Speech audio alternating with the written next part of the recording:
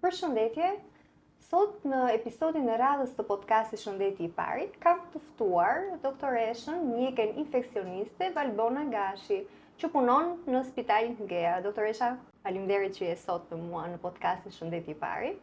Faleminderit për ftesën. Dua të flasim për një temë shumë të rëndësishme që prek si ginekologët, ashtu edhe mjekët infeksionistë, dhe veçanërisht pacientët që janë në moshën e re, në moshën seksualisht aktive. Pra dua të flas për sëmundjet seksualisht aktive. Dhe mezi kam prit të podcast në fakt, sepse ginekologu është i pari shpesh herë që detekton ose zbulon hepatitin B, hepatitin C, HIV-in, sifilizin, dhe më pas e referon për tek mjeku infeksionist për ndjekje të mëtejshme. Dhe jo rrallë, pacient të tillë që kapen rastisht me këto sëmundje, është edhe gruaja shtatzën. Sot do ta nisë pikën e parë që si viti 2025 që jemi, a është akoma tabu që pacientët të shkojnë dhe të bëjnë analiza ose të bëjnë konsult për sëmundje seksualisht transmetueshme? Apo kemi ndonjë ndryshim? E para faleminderit për ftesën. Tema është një temë goxha e qelluar. Bëhet fjalë për sëmundje apo infeksione seksualisht të transmetueshme, ndonjëherë quhen infeksione, ndonjëherë sëmundje. Infeksionin quajmë në fazat e para, por në fazat më të avancuara këto quhen si sëmundje, ku përfshihen disa lloje, si për shembull HIV apo sifilizi apo hepatiti B dhe C, të cilat më vonë mund të shfaqen si sëmundje me komplikacionet e tyre, prandaj edhe quhen të tilla. Ne si infeksionist kemi marrëdhënie me të gjithë specialitetet dhe shumë sëmundje na lidhin me të gjithë specialitetet e tjera. Me pjesën me anën ginekologjike shpesh na lidhin infeksionet seksualisht të transmetueshme, infeksionet urogenitale, por edhe infeksionet që ndodhin tek gratë shtatzana. Në lidhje me pyetjen tuaj, a është tashmë tabu sëmundja seksualisht të transmetueshme në Shqipëri? Në lidhje me këtë mund të them që tashmë nuk është dhe aq tabu sëmundja seksualisht e transmetueshme, bëhet fjalë për moshat e reja tashmë kanë informacion, vinë testohen, vinë te mjeku, paraqesin ato simptomat e veta apo dyshimet e veta, por ngelet tabu për një pjesë tjetër të popullsisë që janë kryesisht moshat e mëdha apo moshat e avancuara.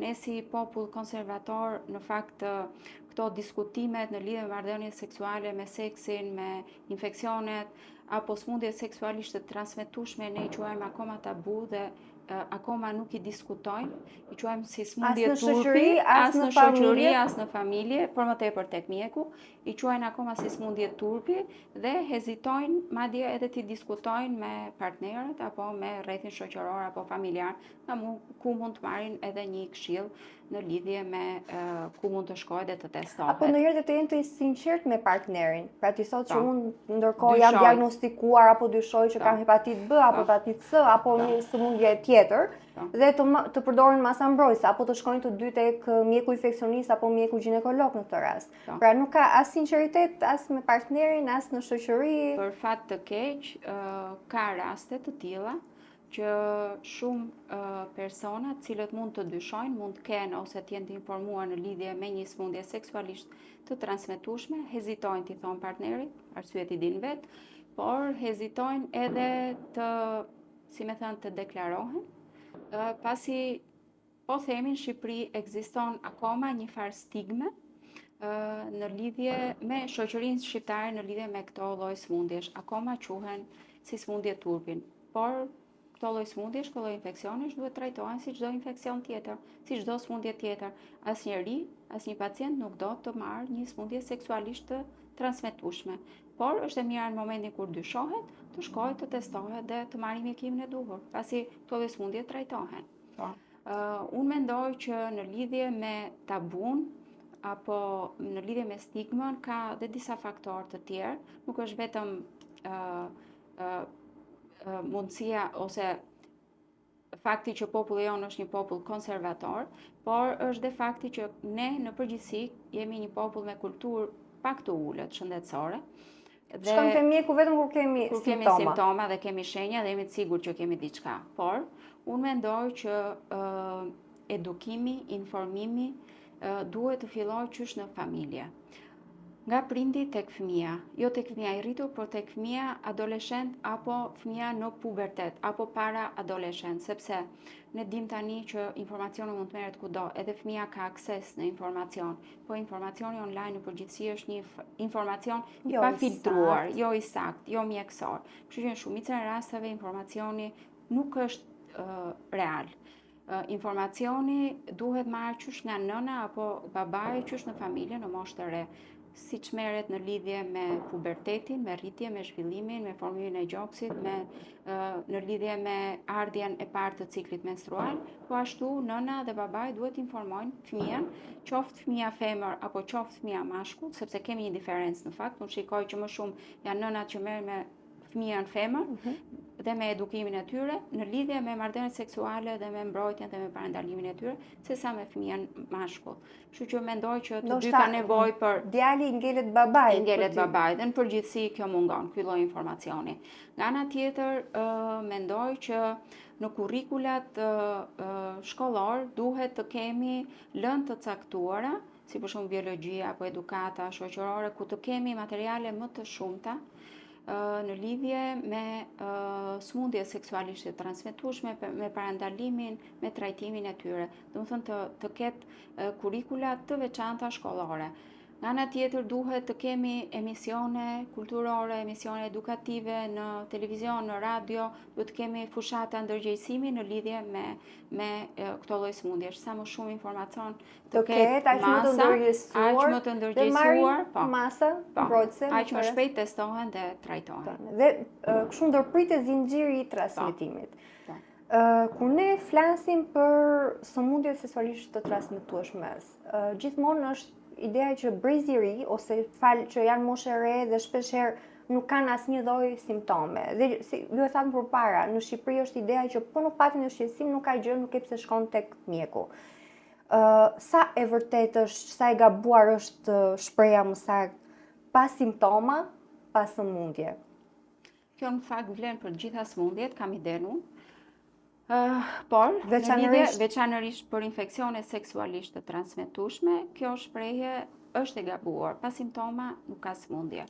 Sepse ne dim shumë mirë, si unë ashtu edhe ju, që si për shembull disa sëmundje infektive seksualisht të transmetueshme në fazat e para nuk kanë ankesa, nuk kanë asnjë simptom. Kështu mund të jetë HIV, mund të jetë hepatiti B, mund të jetë hepatiti B, mund të jetë hepatiti C, mund të jetë HIV, mund të jetë sifilizi, përveç rastit kur ka shankër dhe evidentohet nga pacienti. Një uçër e vogël që vihet apo zvihet re. Në shumicën e rasteve nuk vihet re, në 30% e rasteve në personat kujdesshëm mund të bënë re një lezion, qoftë në organet genitale apo në kavitetin e gojës. Por ka dhe plot njerëz që mendojnë që është një ulcer e zakonshme, që është një herpes, një pucër nga depilimi, dëgjoj që kalon, bën historinë e vet dhe kaloi. Dhe më pas këto lloj sëmundjesh për një kohë të gjatë nuk kanë ankesa, por më vonë këto shfaqin ankesat, për shembull është sëmundja, infeksioni nga HPV-ja, nga human papilloma virus, i cili në fazat e para mund të mos ketë asnjë ankesë, simptom, por ne dim shumë mirë që HPV-ja është shkaku kryesor i kancerit të qafës së mitrës. Që ne sot po e kapim në mosha shumë të reja, 29 në fazat avancuara, 32 vjeç në fazat avancuara ku tashmë duket kancer me sy të lirë. Dhe është alarmante sepse akoma tek ne është diagnozë kancer qafës së mitrës, që nuk duhet ishte në ditët e sot me metoda diagnostikuese, me pap testin që duhet bërë rregullisht, pavarësisht nuk ke simptoma. Po ashtu bëhet fjalë për disa infeksione të tjera bakteriale, të cilat trajtohen shumë me antibiotik, si klamidia për shembull, e cila nuk ka ankesa, nuk ka simptoma, asimptomatik, por ne dim që në raste të mëdha, më të shpeshta të patrajtuara, jep sterilitet, qoftë femëror, qoftë mashkullor. Shtazania jashmitre, sëmundje inflamatore pelvike, shumë probleme të tjera në ecurinë e saj. Po ashtu edhe gonorea, e cila është një infeksion i cili tek meshkujt mund të ketë ankesa, tek femrat zakonisht mund të kalojë dhe pa ankesa. Dhe prania e infeksionit për një kohë të gjatë ne kemi parë raste të komplikuara me artrite gonokoksike apo me komplikacione të tjera nga ky lloj infeksioni. Pra, nuk do të thotë që pacienti nuk ka simptoma dhe nuk ka sëmundje. Duhet të jetë shumë vigjilent. shumë e qartë. Nëse flasim për sëmundjet seksualisht të transmetueshme, si është trendi? A mos vallë kemi të bëjmë me një epidemi të heshtur, apo thjesht është rritur ndërgjegjësimi dhe këto raste diagnostikohen më shumë? Ku jemi? Si është trendi i SST-ve sot? Shikohet jo vetëm vendin tonë, por në të gjithë botën ka një shtim të rasteve me sëmundje seksualisht të transmetueshme. Dhe kjo ndodh për të dy arsyet. E para, janë shtuar vërtet rastet, sepse ne këtu, unë flas nga eksperienca ime personale, po edhe nga statistikat që lexoj në lidhje me Shqipërinë, shikojmë që ka shumë raste të shtuara ndër vitet e fundit krahasuar me një 10 vjeçar përpara, qoftë të sifilisit, qoftë të HIV-it, po edhe sëmundjet e tjera SST-t. Në lidhje me sifilisin, deri para, po themi, rreth viteve 90, është konsideruar që ishte shëruar dhe nuk kishim raste e komunizmit, sepse ishin, po themi, pastruar të gjitha vatra dhe s'kish ngel asnjë person tashmë i infektuar me sifilis dhe nuk kishim. Por me hapjen e sistemit, sigurisht rastet nga të gjithë bota vajti ardhje dhe u infektuan. Dhe pra turizmi seksual në të rast, po edhe ai. Dhe vitet e fundit kemi raste të shtuara me sifilis. 40-50 raste në vit, sa është incident? Mendoj që është më shumë. Më shumë. Mendoj që është më shumë, të paktën unë kam pas 10 apo 15 raste në vitin e fundit. Në vitin e fundit. Që është alarmuese si vlerë. Që është goxha shifër alarmante. Dhe kjo nuk po vihet re më vetëm të grupet e riskut, që janë grupet gay, punonjësit e seksit dhe grupet LGBT, apo ato persona që kanë partner të shumt seksual, që janë grupe risku që bie dhe presin, por aty pritet, por ne po e shikojmë tashmë infeksionin nga e sifilisit në mosha të reja, në mosha 20 deri në 30 vjeç. Dhe kjo është një gjë alarmante. Pacient ose persona cilët nuk kanë simptoma, cilët infektohen, vinë, trajtohen, riinfektohen për herë të dytë, për herë të tretë. Çfarë do të thotë kjo? Ka dështuar trajtimi, mendoj që jo. Janë raste që riinfektohen. Kjo do të thotë që nuk ka informacion, nuk ka mbrojtje, nuk ka parandalim. E njëjta gjë vlen dhe për HIV-in. E njëjta gjë.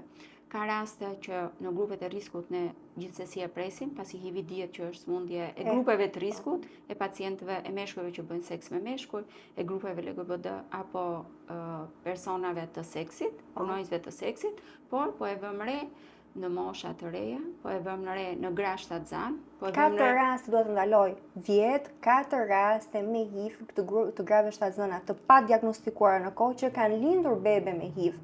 Pra vlerë alarmante për një popullsi të vogël si Shqipëria. Për më tepër infektohet gruaja shtatzënë dhe infektohet edhe bebi. Kur mund të kapet dhe mund të izolohet rasti shumë shpejt. Dhe të sillim me jetë bebe të shëndetshme dhe të ndalojmë zinxhirin e transmetimit.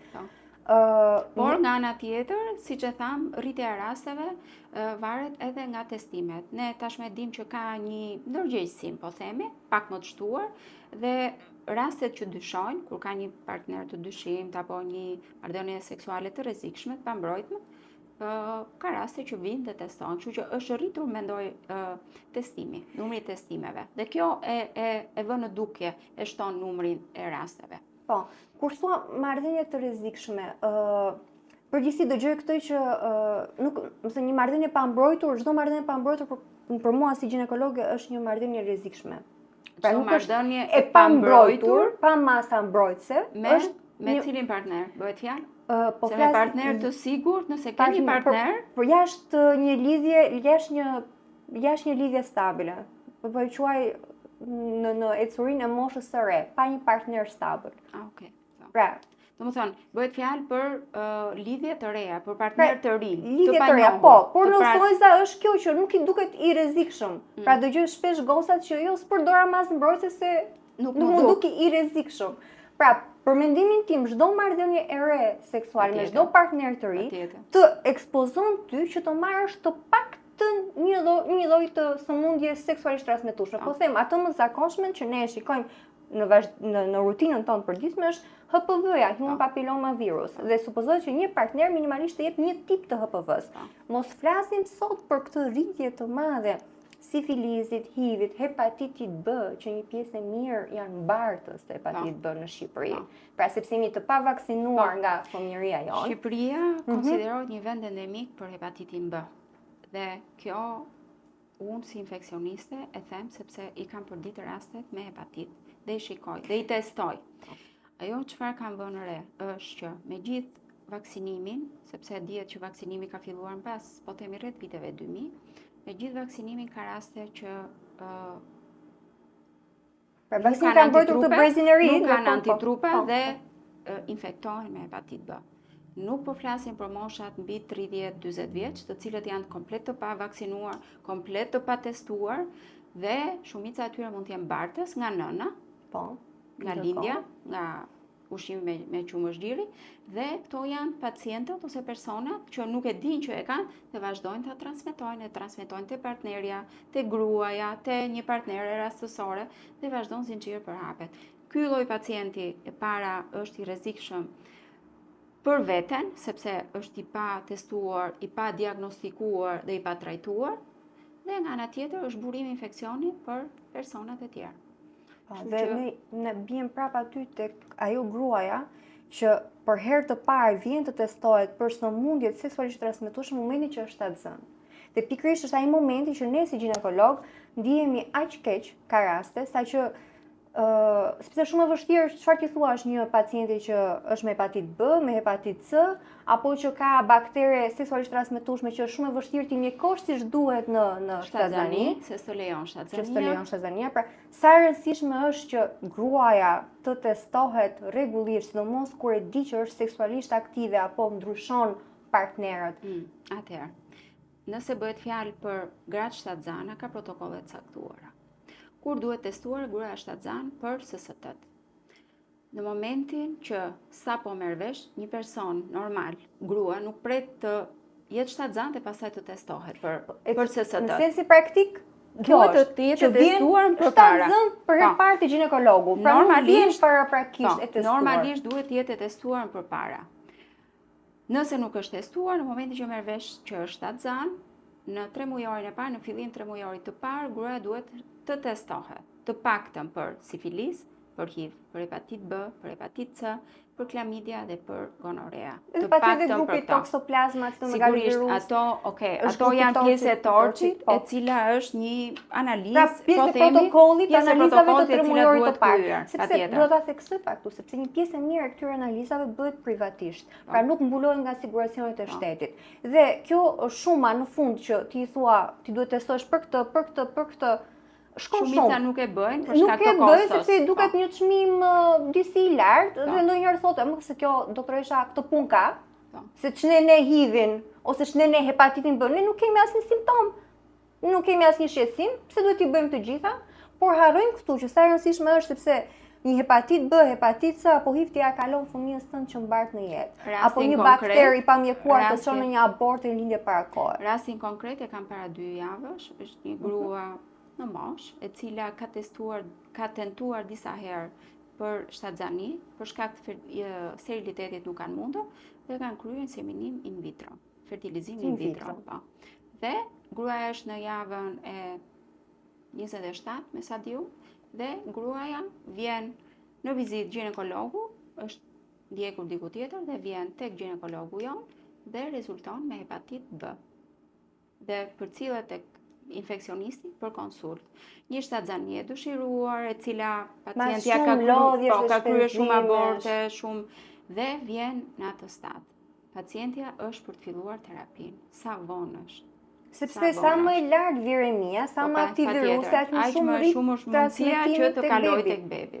Po, dhe kjo vlen për të gjitha sëmundjet seksualisht të transmetueshme. Prandaj një grua shtatzan në fillim duhet të testohet sapo merr vesh që është shtatzan, ose mundësisht më përpara, që kur e planifikon një shtatzani, hajde të shkojmë tek mjeku ginekolog, të bëjmë një testim për SST, kurse ke bërë asnjëherë në jetën tënde. Mungon si kulturë e brezit të ri. Mendoj që mungon akoma, edhe pse ne flasim çdo ditë më shumë, u duket sikur ne flasim për të tjerë dhe sikur ata nuk do preken asnjëherë. Pra hivi, shikoj tek brezi i ri, kaq u duket e rrallë, po mua 125 shifra çdo vit të reja. Pra për statistikat e fundit janë 125 raste për vitin 2025. që është prap një vlerë alarmuese për një popullsi kaq të vogël sa Shqipëria.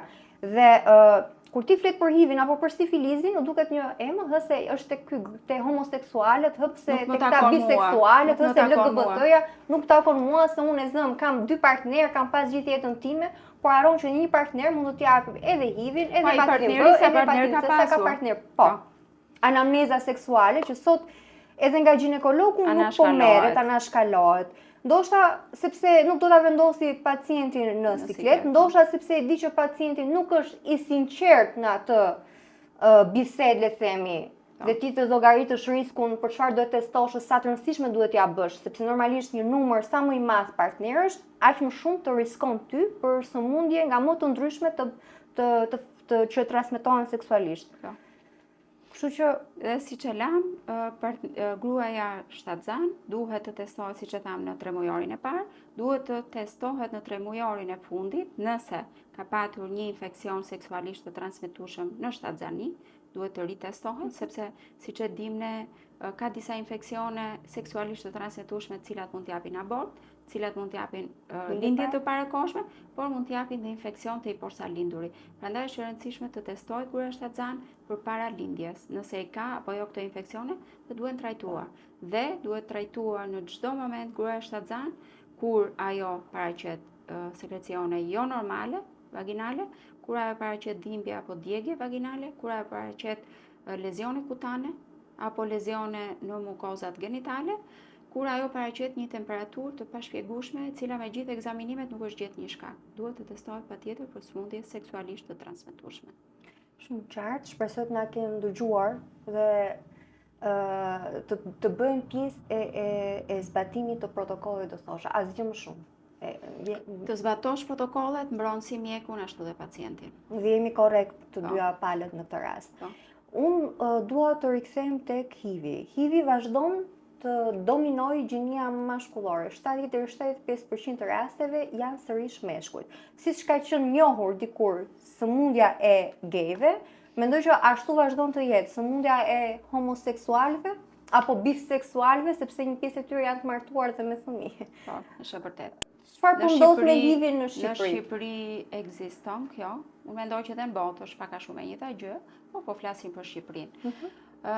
Në Shqipëri vazhdon të ketë raste të reja të shumta me HIV dhe përveç grupeve të riskut, siç e tham, të cilët janë homoseksualet, janë biseksualet, të cilët kamuflohen shpesh herë si njerëz normal, në martesa normale, në lidhje normale, po ama kanë dhe ata preferencat e tyre dhe dihet që në marrëdhëniet anale risku i transmetimit HIV-it apo infeksioneve seksualisht transmetueshme është shumë herë më i madh se sa në një marrëdhënie vaginale, kështu që këto lloj pacientësh ose këto lloj personash janë grupi i riskut dhe këto janë kryesisht rastet më të shumta që dominojnë. Por gjithashtu ne kemi dhe mosha të reja, kemi dhe femra, cilët kanë një partner të rregullt, cilat janë familjare, kanë dhe fëmijë, janë dhe shtatzan.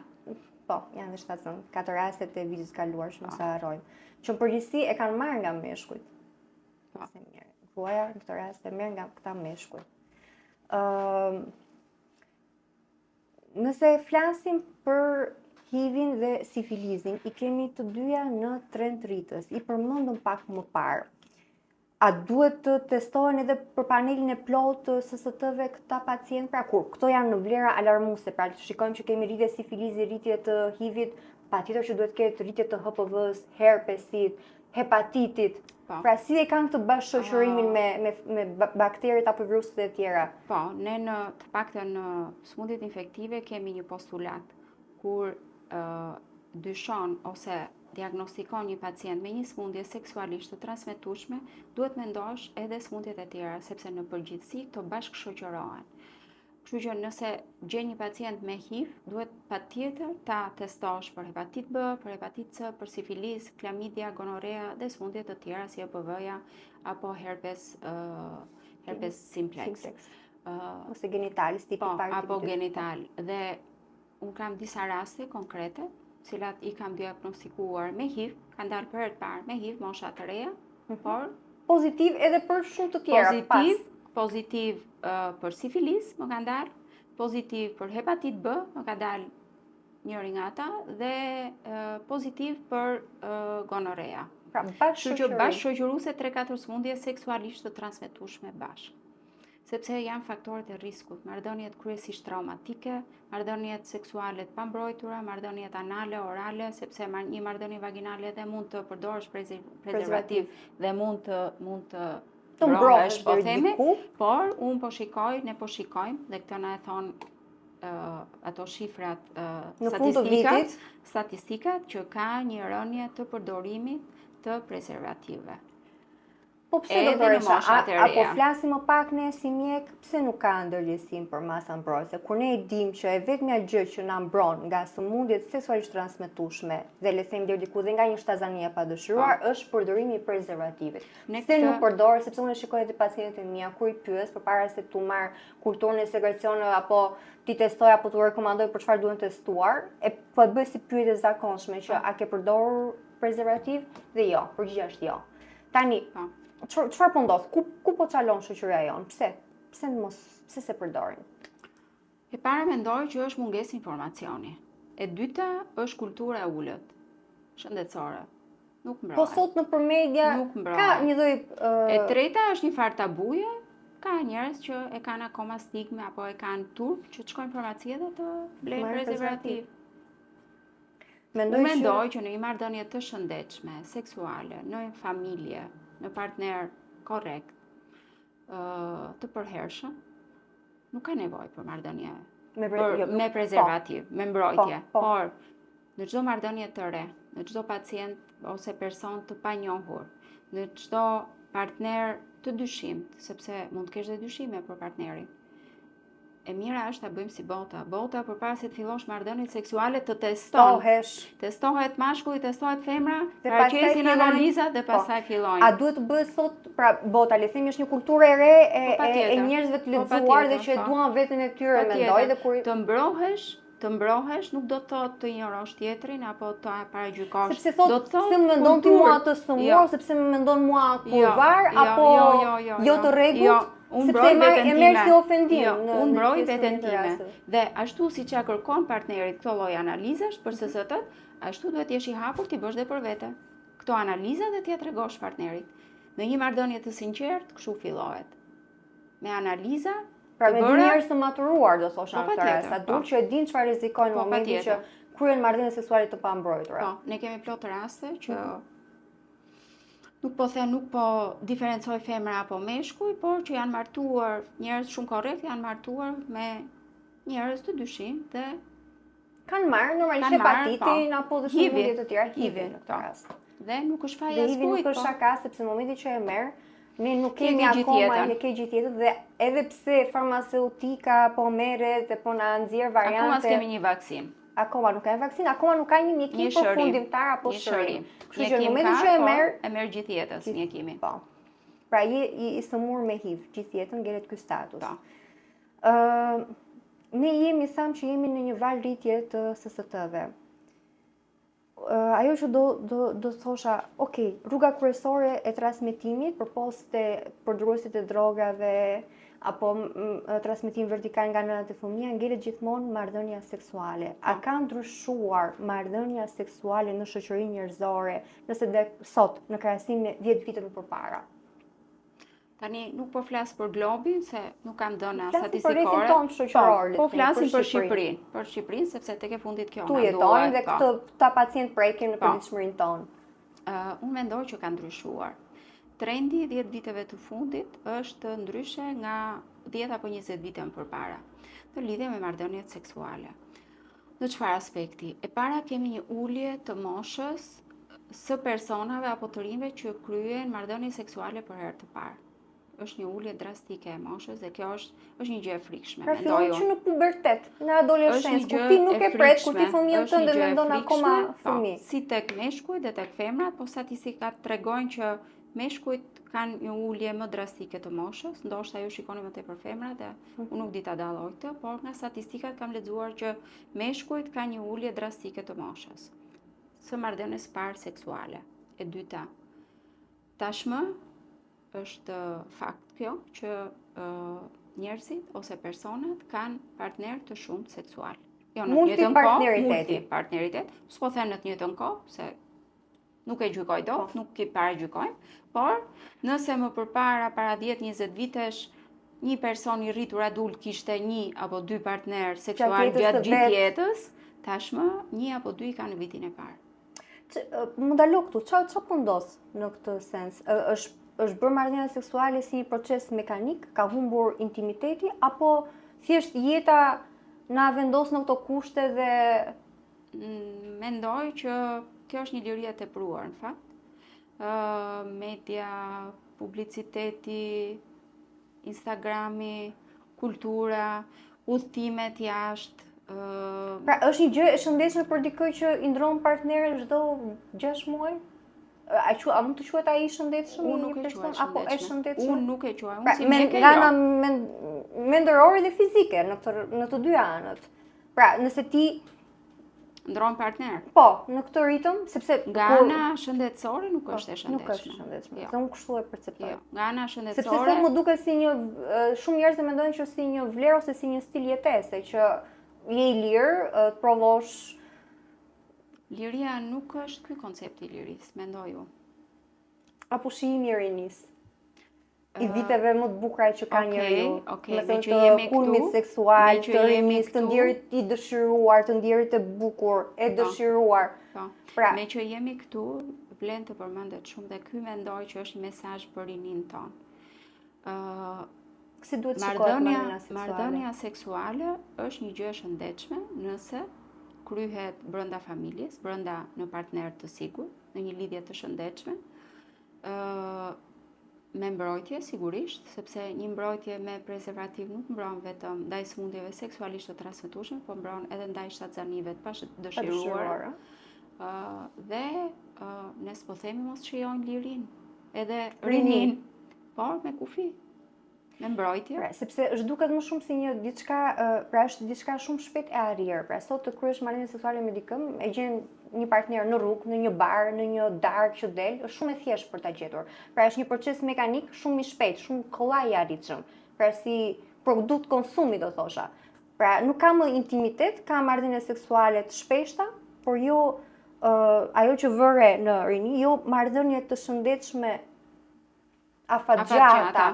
Të sigurta. Me proces mendor, domethënë, sepse marrëdhënia seksuale tek njerëzit këtu na diferencon nga kafshët, sepse është një proces mendor. Ne duhet të kemi instinkte. Nuk mendojmë me instikte seksuale, ne mendojmë me mendje, me proces mendimi. Pra aty fillon tek ne procesi i seksualitetit apo të ndjerit të dëshiruar apo ta ndjesh dikë që e dëshiron seksualisht.